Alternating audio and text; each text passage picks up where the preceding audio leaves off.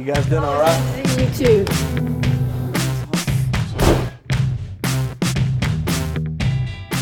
Good afternoon, I'm Kevin Reece. Welcome to our first WFAA Original Special, a look at some of our most compelling, inspirational, and hopeful stories of the year. But first you're asking, what is an original?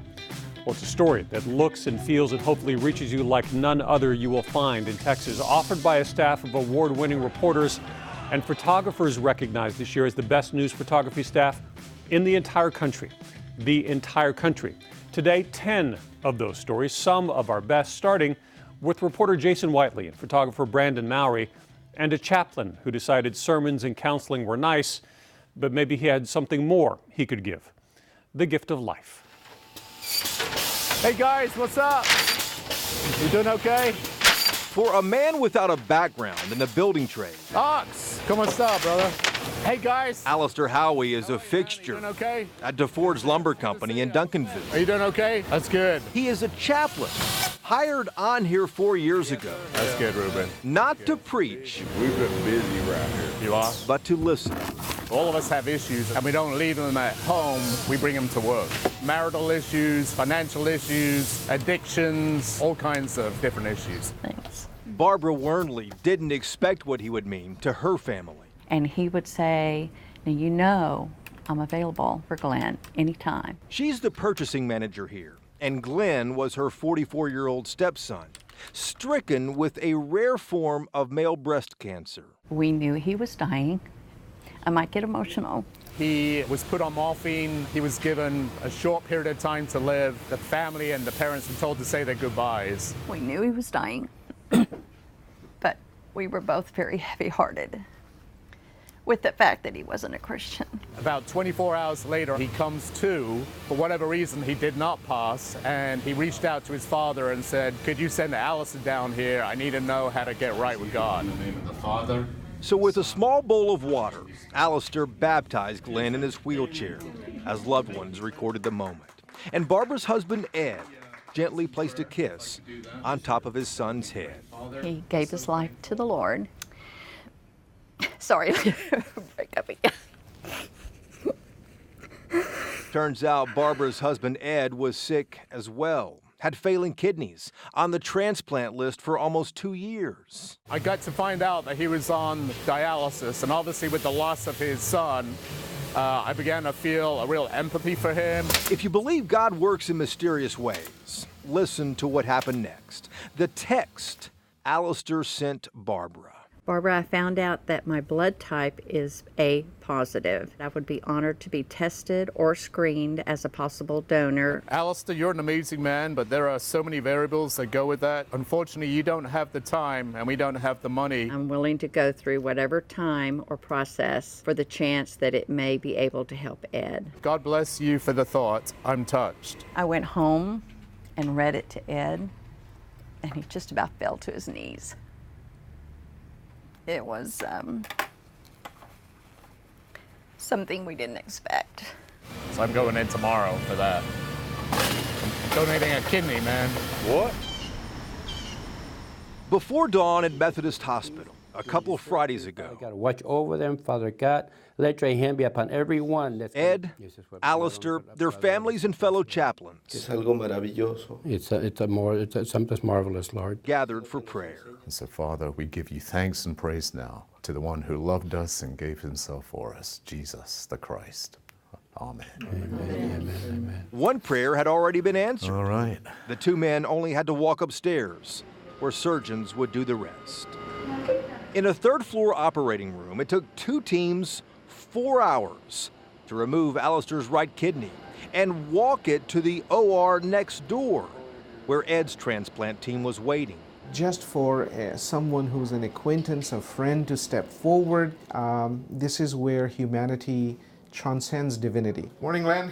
How are you? I'm doing great. Dr. Irfan Aga is a kidney specialist. Yes, sir. And 2 weeks after the transplant, gave each patient an excellent prognosis. If it wasn't for my son, Alistair, and I wouldn't have been as close as we are. Alistair ministered to one generation. So how did it go with the nephrologist? Oh, it went great. I noticed you had a lot of pills. Oh, I got a ton of pills. A ton of pills. And saved the life of another. Hey guys, what's up? A workplace chaplain, I appreciate what you're doing. Thanks, man. Thanks, brother. not only meeting spiritual needs, Give me a hug. All right. Hey, brother. All right, man. but physical ones as well. Jose, how are you? Jason Whiteley, Channel 8 News. The search for originals takes us across Texas, across the country, sometimes even around the world, but this one only took us as far as the corner booth of a neighborhood restaurant. That's as far as we had to travel to find appetizers, baby back ribs, and a one-of-a-kind love story, told by Marie Saavedra and photographer John Goss. Every time somebody asks us, like, how'd you guys meet? Okay, well, we'll tell you.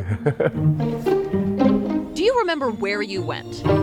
On your first date? But it's great to have a good story, honestly. It is. Stephen and Christina Fryer make it a point not to forget. I was trying to make friends. And then The year was 2008. so I was a sports reporter in Sherman, and so I was like, I don't have any friends, let me make friends. So I added like 200 friends on MySpace. I thought it was like, Oh, boy. This newly graduated college athlete in Plano made the cut. He didn't know Christina, but messaged her anyway. You know, your page looks pretty cool, something like that. I can't remember. something cute and lame. And when it came time to meet in real life, they wanted to keep it casual. You want to meet on Chili's? At Chili's? And she's like, sure. Okay, sure. Sounds good to me. Everybody likes Chili's, you know. I know. Hi, welcome to Chili's. You can follow me. Their love story started right here. It was wonderful. Yeah, no, it was. It lasted for like 4 hours. Yeah, we we just talked stayed for and 4 hours. talked like the whole time. A year later, they were still talking, and Stephen had an idea. I'm like, you know, it would be cool if we just went back to the same place and, you know, wore the same stuff. On the anniversary of their first date, Stephen and Christina Hi, welcome to Chili's. went to the same Chili's, Oh, this is hilarious. Oh, gosh. in the same outfits, and in the same booth, took this picture. And they started a tradition. Year 2, they were engaged. Oh yeah, we're all tan. Yeah, she was tan. I was tan. We're He's trying all extra chiseled, Yeah, like yeah. normally in shape, but you could tell we were trying to get married Yeah, and we're all trying- like yeah, looking all we're, like, cute and in stuff. Year 3, baby's on the way, but that's the only thing that's different. I get, what is it called? You get the Southwestern egg rolls. and I get the chicken crispers. And we have to get the same thing every time. Then came Jaden Oh, now I have a baby. and Steele Oh, I had a little break. Oh, and I'm pregnant again. and Solomon. To keep scrolling through, it just cracks me up. This was year 10. 4-month-old Jordan will be in next year's photo. Just looking back now, we're like, oh wow. I mean, we went there by ourselves, just two, you know, wandering souls, and then now we have 6 of us. A decade of the Fryer family. Are you doing the work? That, believe it or not, built that first date into the foundation of their relationship. We do the, play around, like we try to redo the same conversation and all that stuff. But we look at like, hey, what is it we feel like God wants us to do? And then our marriage, like, how are we doing? Like, how'd the last year go and stuff. And so it's kind of like a nice little reflection time too, in between the kids screaming for more food and all that. Have a good night.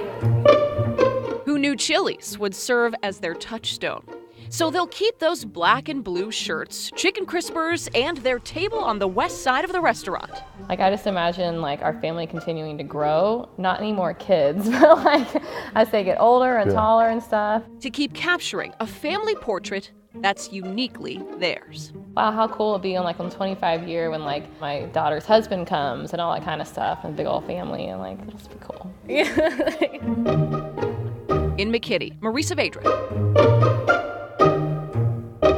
Channel 8 News. Our WFAA original special will continue after this break with the story of a family, a school district, and how they're helping save each other.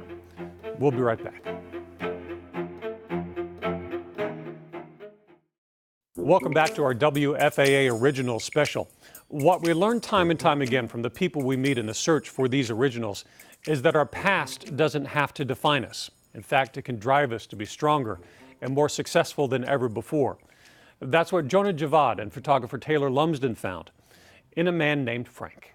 There he is. How are you holding up? Hey now, how y'all doing? How's life treating you, bub? Good. All right, it's good to see you. Frank Molinar navigates around Brewer High School. You can't find Frank in his office. Okay. Greeting everyone with a firm handshake. How are you doing? and a soft smile. Good now, y'all be careful. Frank's worked in the White Settlement School District since the 80s. Everybody knew Frankie Mullen. But this is no act. Always good to see you. You guys doing all right? See you too. This is what it's like How's life treating you? to be Frank. Good. Are you ready for Friday? Frank is one of 8 siblings, raised by their mother, Hey, Mom. Teresa. How are you? I'm fine. Good to see you. The family moved to town almost 40 years ago. Remember, we loaded everything up and everything that we owned, and we drove all night to get to Fort Worth. But the memories of why they left are still vivid in the rear view. I was in New Mexico. When you look at these old photos, what do you think about?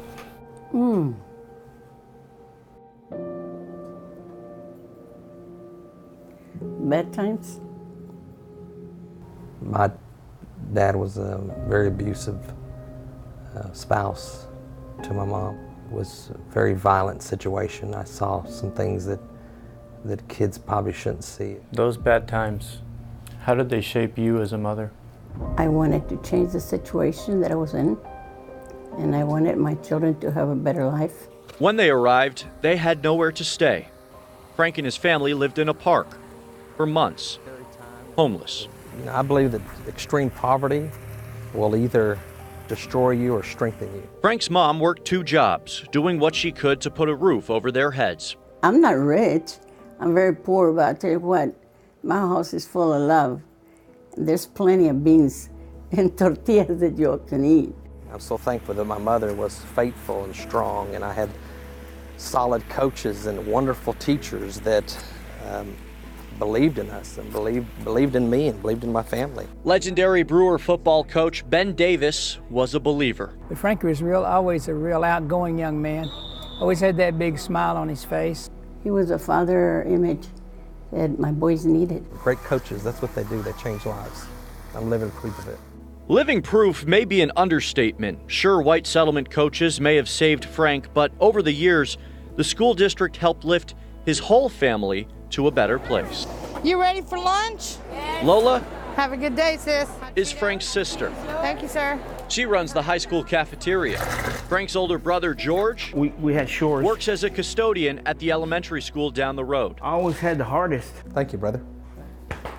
That's what big brothers are for. That's it. A lot of bumping and running, but they're gonna. Fernie is another brother. He calls the games on Friday nights, and his son Dylan, Frank's nephew, is on the football team.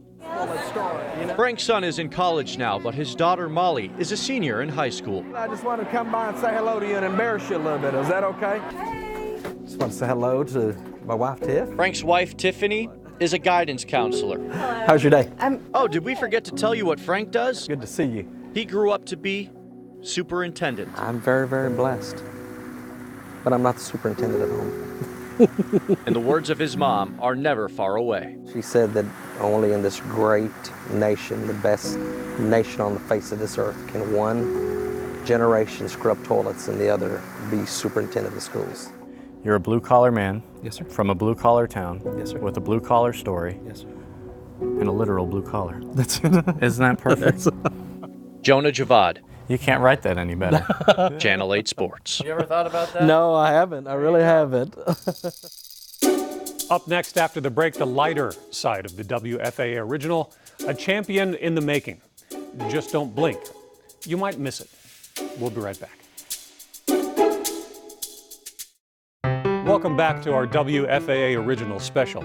Not every original we do is meant to tear your heart out, make you reach for a box of Kleenex. We're not really that cruel. And to prove it, here's Theresa Woodard with photographer Josh Stephen and the twists and turns of a very fast champion in the making. Creating perfect order from random chaos. That's the object of the Rubik's Cube. Oh, and solving it. It's a thrill. It's a big rush. Without losing it. Shanae Anderson has mastered it. So how fast can you solve the Rubik's Cube? My personal best is 9 seconds. 9 seconds to do that entire thing? The entire thing, from start to finish. So her record is 9 seconds. Her average is 14. So I've scrambled this. You haven't seen it? No, have not. Are you ready to try it? I'm ready to try it. Go. In the time it takes me to tell you that Shanae is 28 years old, a nursing student at Texas Woman's University, and a native of Jamaica, she's more than halfway done. Once I add that she's one of few women speed cubers, 13 seconds. she's totally done. 13 is good for me. 13 is That's good. The very first competition I went to, I was the only female. And I noticed that.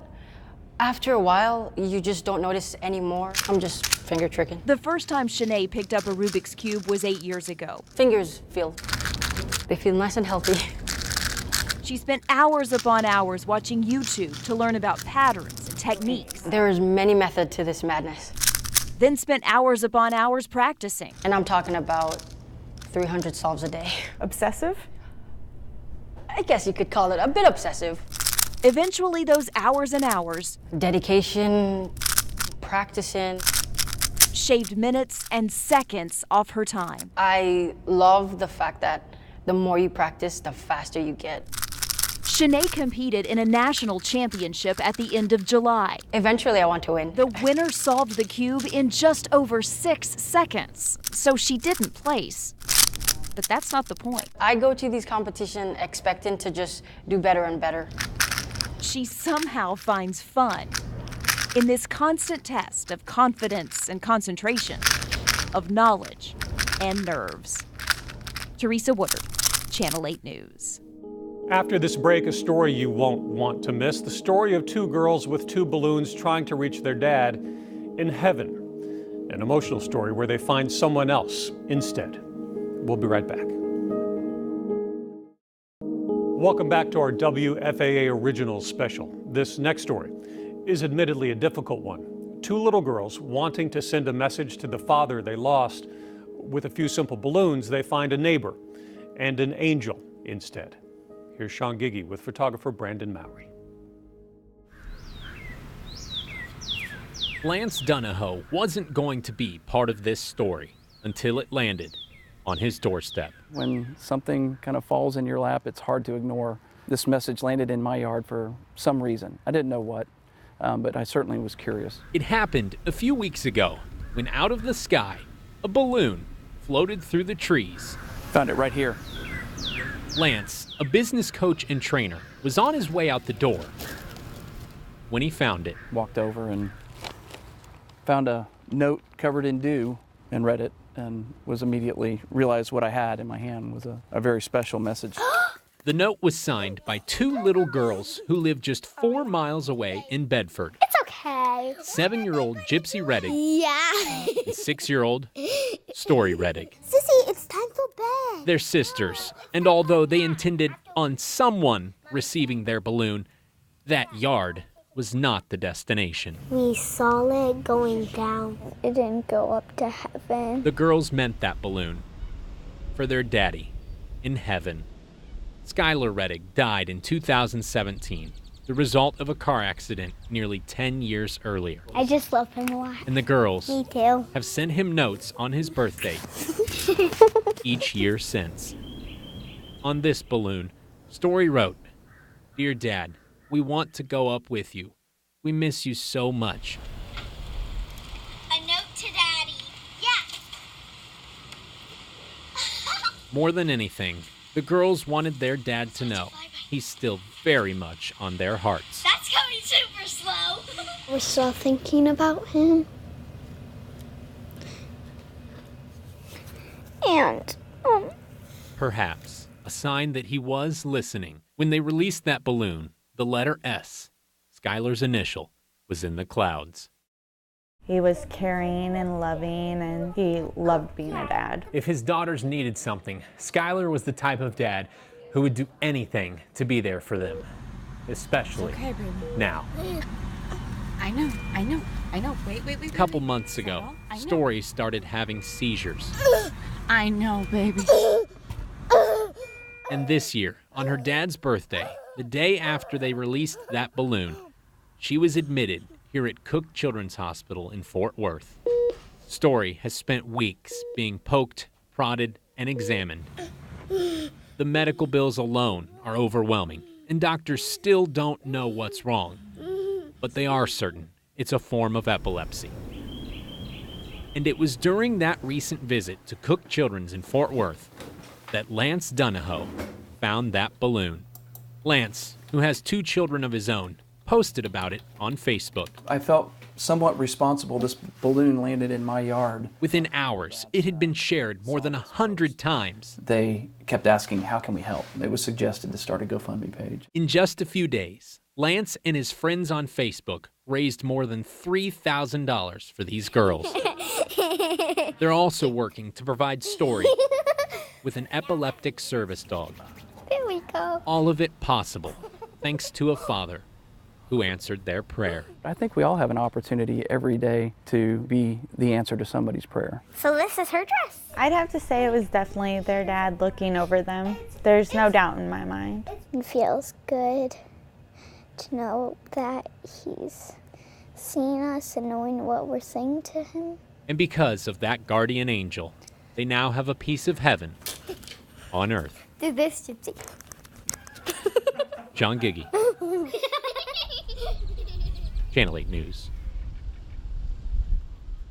We hope you stay with us for the next half hour of our WFAA original special, when we take you inside a state prison in Central Texas, where the tears are for the children they left behind, and the hope is that they can all turn this page in their life together. And after that, our Sonia Azad with the art and hazards of being a photographer of newborn babies. We'll be right back.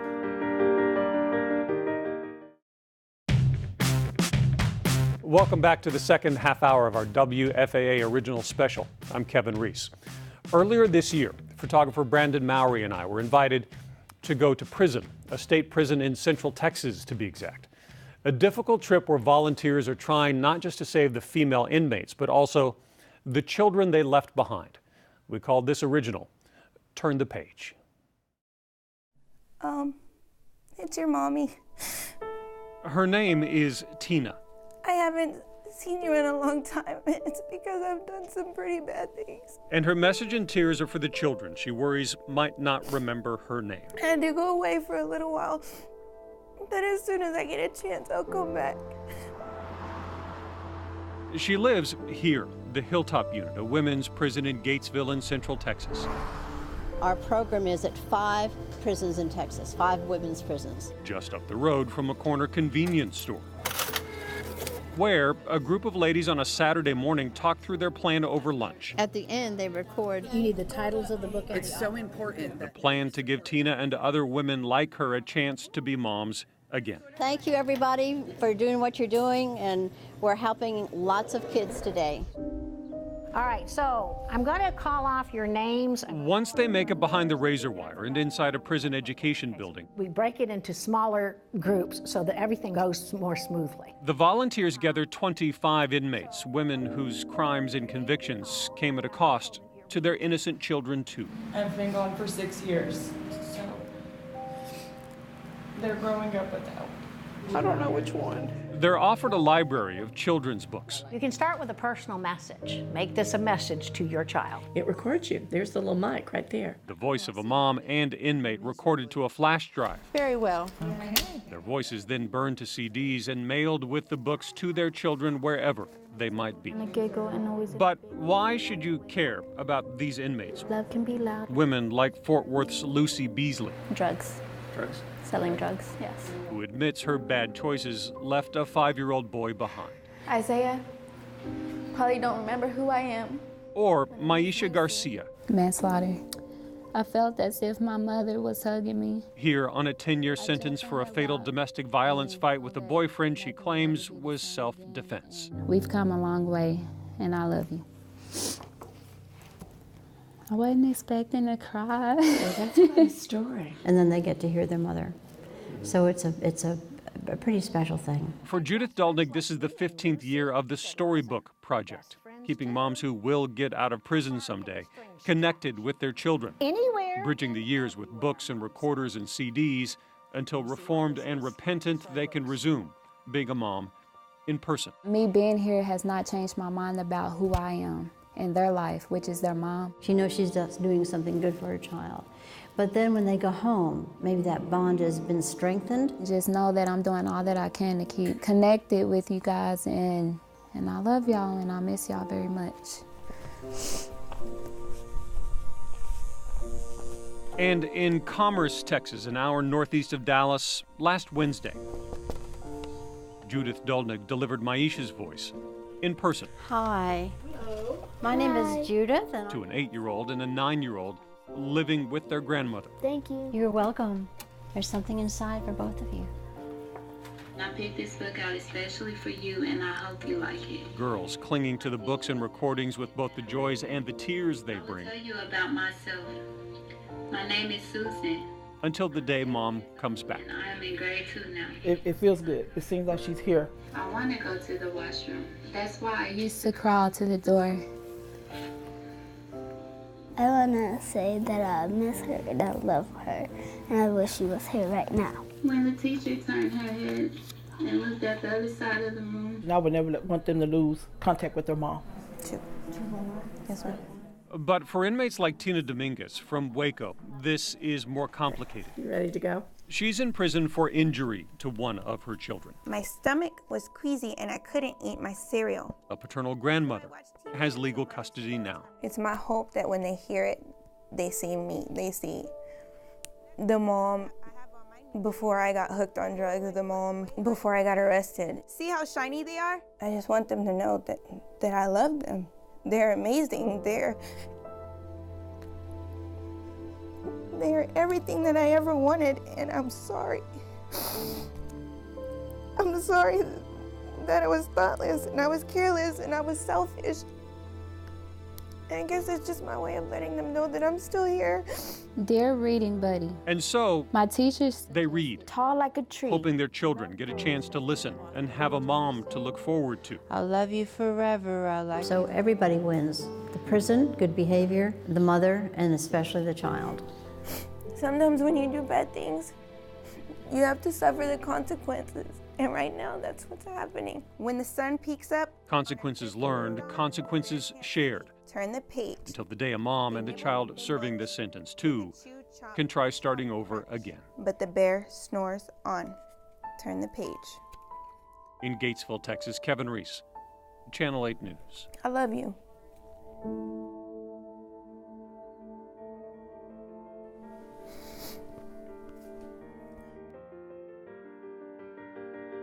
That program is now in place at 9 prisons across the state of Texas. Up next after the break, a trip to Oak Cliff with Daman Fernandez, the hometown search for a better life and the people who are finding just that.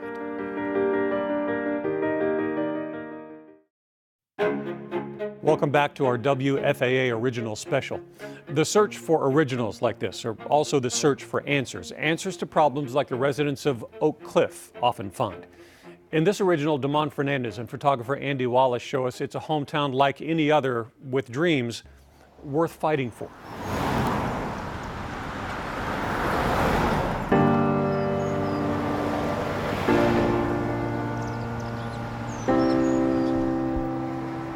These are my roots. Sunset Hills. But everybody used to gather here. It used to be long lines, probably to over there, sometimes across the street. Gregory Cabello says there's a sense of community pride in this area of Oak Cliff, though growing up here was tough. There were some dynamics around the neighborhood that you wanted to escape. Oh, definitely. Street violence, gun violence, a lot of dynamics. Some painful memories are now motivating Gregory to create positive change in his own life, while potentially staying in Oak Cliff to make the neighborhood better. Yeah, my friend Joshua, he actually passed away about 2 years ago. Yeah, he wanted to be an RN. Fortunately, he wasn't able to reach that goal, but as a friend, I felt the need to kind of go down that path, the medical field. Nephro is Each week, kidney. Gregory is part of a small group of students working with patients and staff at Methodist Charlton. SRB. They're part of an initiative called Oak Cliff Works. The program is making career training available to people who want it. It should take like 5 minutes. I think it is a game changer because it provides people in the lower middle class to be able to have an opportunity to join the program without having to pay anything, worried about finances. They call it the Southern Sector Connector. It's teaming with Oak Cliff-based businesses to bring opportunities like this to people in their own neighborhood. Yes, and I've been taking care of people all my life. Erica Frierson is another student in the healthcare program. Miss Mary, we're going to go ahead and change your bed. Will that be okay? All right, I guess she says okay.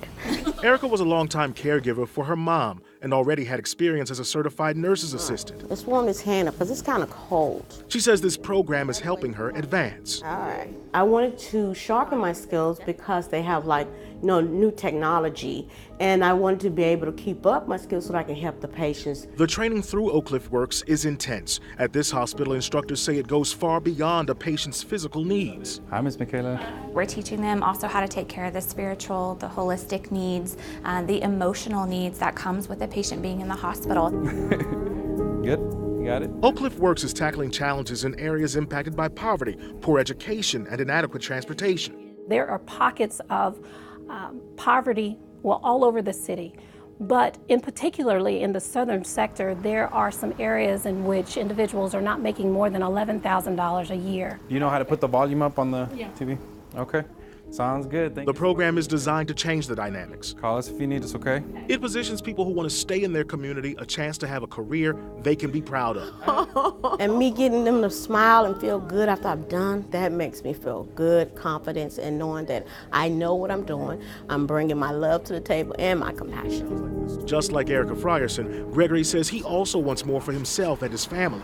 How I grew up here in Oak Cliff, we came from nothing, to be honest. Nothing in the refrigerator, you know, you kind of want to just break that chain, that paycheck to paycheck lifestyle, and you want to become something in life. He's also doing something meaningful in his friend's memory. All right, thank you so much, Mr. Jones. Daman Fernandez, Channel 8 News. And now for something that just might brighten your day. A story where Sonia, Azad, and photographer Robin Carter share the art of photographing newborn babies. Who doesn't like that? But a warning, even this comes with its own unique hazards. Enjoy the pictures, but be careful where you stand.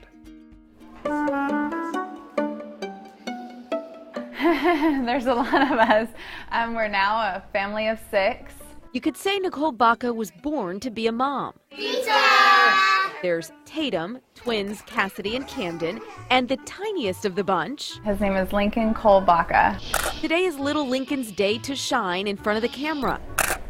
And because Nicole is no novice, we asked to tag along. Oh my goodness gracious. Look at him. Isn't he so cute? Cute is Jessica Cook's specialty. Ta-da. They're so fresh and so pure.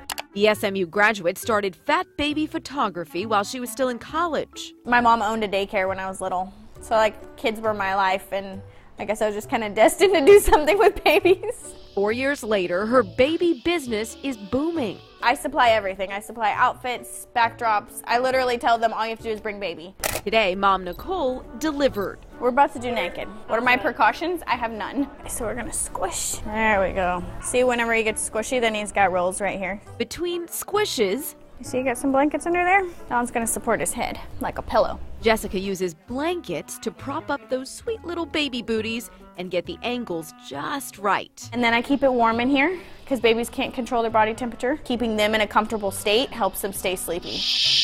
A sound machine shushes Lincoln into a sweet slumber, even while Jessica contorts his little limbs. I'm molding them into different positions with ease, and they're sleeping through that. And almost every session I get a parent in here that says, I can't believe they're asleep. How are you keeping them asleep? Can you look at them and tell them a secret? People think that just because they have a camera, they can make it work, but it's really like an art of forming that baby, making that baby comfortable, keeping them safe. But let's not be naive about this. 4 hours with a newborn isn't all rainbows and sunshine. So I prepare people for that. You're gonna be here for a long time. There's frowning. Give me a smile. Crying. I've paced this floor for an hour or two before, just trying to get a baby to settle. And are you getting pooped on? Yes. Did you catch that on film? Is it on you? Peeing, now he's peeing. Oh, he's way too... Okay, hold on. Ugh, yeah, not so glamorous. It's a memory, and we caught it on tape, and that's the important part. Jessica's prep guide for parents before a photo sesh: keep them up in the morning to wear them out. Then bathe them. Getting them clean makes their hair nice and fuzzy. Finally, feed them right before leaving the house. Leave it to the mystery of cropping, editing, and a little wizardry from the baby whisperer. A lot of training, and you have to be good with babies. To come away from those memories. You have poop on your hands. With these. People will comment on my Facebook page saying, "Stop making me want another baby." And I'm like, I can't help it. All this from a woman who hopes to earn the title of mom herself one day. Sonia, Azad. That's a favorite, huh? Channel 8 News. Up next, two final stories in this first WFAA original special. The hazards and reasons for a West Texas tradition, the rattlesnake roundup in Sweetwater. And Jobin Paniker with the best assignment of all. A few minutes on the bus with Willie Nelson. Welcome back to our WFAA original special, and our two final stories are uniquely Texas. First, an original from Lauren Zakalik and photographer Josh Stephen, Sweetwater, Texas, and rattlesnakes. We'll let them explain the rest.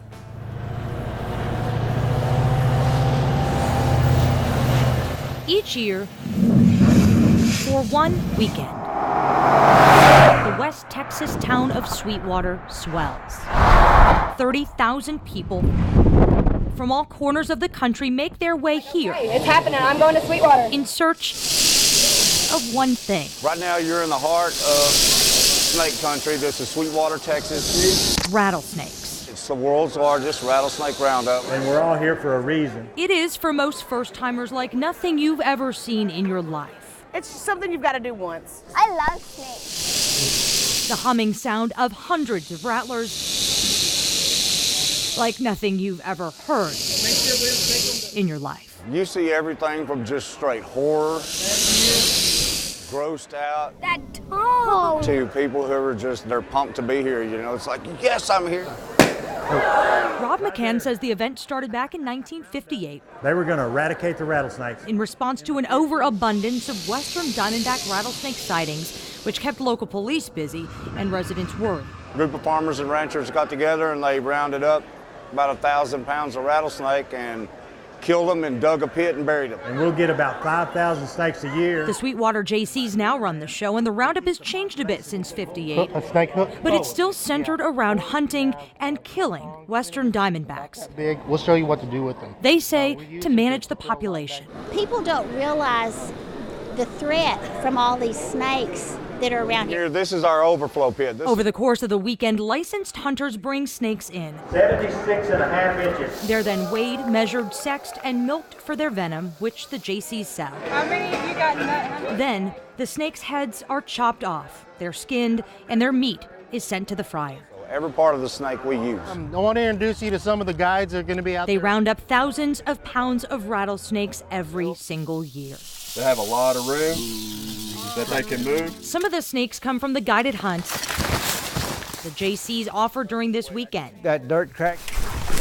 On this day, dozens are giving it a try. The thrill is like right there. You're a little bit scared and a whole lot nervous, or a whole lot nervous and a little bit scared. We got to have someone to. After a short walk and descent into a ravine, I'm going to pump it up a little bit and see how it's going to go.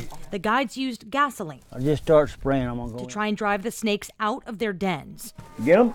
Eventually, the rattlers emerged. But this 6-decade-old tradition does not come without criticism. Animal activists have raised concerns over the years about what goes on here. Is there a 60th year? Some call the snake decapitation cruel because the snakes don't immediately die. Look at this one in here. Others call into question the gassing. Gas her up, shake it. A controversial snake hunting practice that is legal in Texas. Well, I want these animal rights activists to come and see what we do. This is not a cruel event. That's just how people kill snakes. And the first roundup. The JCs say the roundup's a chance knowing a little bit about them to educate the public on rattlesnakes. Because a snake bite is anaphylactic shock. Bring people in here to kind of conquer their fears and teach them a little bit about snakes. Oh, yeah. Without the roundup. Economically, it would be devastating. This is Americana. This is something uniquely Texas. And something Sweetwater it's in a part of history. Doesn't plan to give up as long as the rattlesnakes roam. In Sweetwater, Lauren Zakalik, Channel 8 News. Now from Sweetwater to Abbott, Texas, in the home of Willie Nelson. But to catch up with him, Jobin Paniker and Brandon Mallory actually had to track him down in Mississippi, where Willie was willing to talk about everything from politics to pot, our final original, On the Road with Willie. If we are a product of our environment, then whatever came from this small town in Texas defies logic. Imagine the diamond in the rough the world found here in Abbott, a town with no stoplight, but a train that comes through every hour. Hello, how you doing? Thanks for spending some time with us. My pleasure. Growing up in Abbott we didn't do much but fight and throw rocks. You know, that's about all we knew how to do. That's... You might want to bleep that out. Country legend Willie Nelson. On the road again. We are on his tour bus in Biloxi, the city in Mississippi that shares the Gulf Coast, the next stop before he makes it home to Texas. You know the old story, you can always tell a Texan, but you can't tell him much. Except we asked the country legend everything, and he's never been shy. Lately about politics, about his support for Democrat Beto O'Rourke. He could be our next president. You really believe that? I know he could be. I know he's smart enough, sharp enough. Do you want him to be? Yeah, I'll go with him. If you don't like who's in there, vote him out.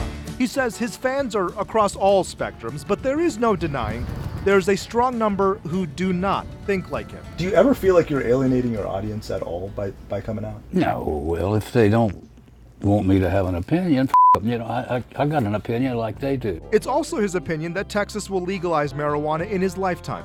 He has his own brand of weed selling in states where it's legal. Yeah, I'll probably have to quit when I'll be maybe too old to smoke by the time Texas legalizes it. You're gonna find me hanging around. His shows still sell out. In Biloxi, Yeah. 3 generations of a family are here. I just got chills. On the Road Again was their song. My grandmother, her mother, cremated ashes are in our hotel room because we brought her to be here with Willie.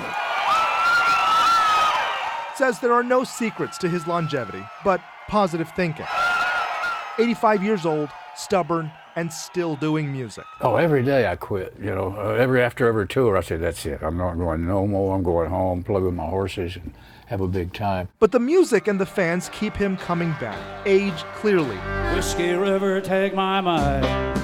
is just a number. Well, they say beauty skin deep and ugly goes all the way to the bone. I see another song coming.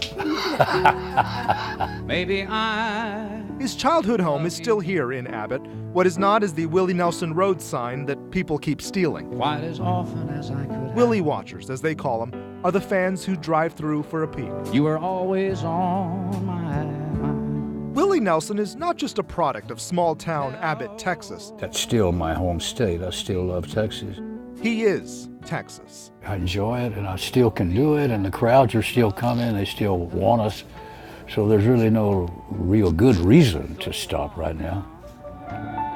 But it seems now that it was only yesterday. Gee, ain't it funny how time slips away? Daman Fernandez. Thank you. Channel 8 News. And with that, I'd like to thank you for joining us for this first WFAA Original Special. And a reminder, you can find our original stories like this every night on News 8 at 10 o'clock. And as always, if you have a story you feel is worthy of an original, let us know. We'd certainly like to tell your story too. I'm Kevin Reece. Thank you for joining us.